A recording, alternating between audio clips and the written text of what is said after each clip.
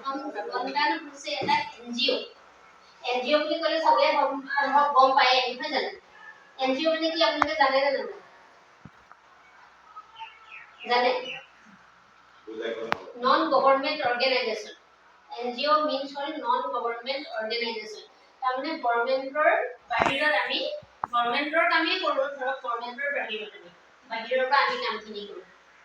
যিখিনি গভৰ্ণমেণ্টৰো সহায় হয় আৰু মানুহৰো সহায় হয় আৰু NGO বুলি কোৱাৰ লগে লগে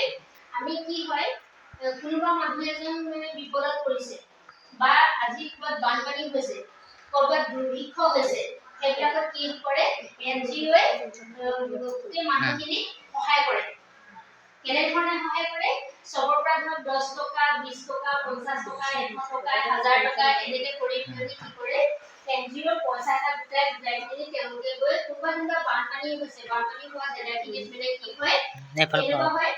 যে কাপোৰ কানি দিয়ে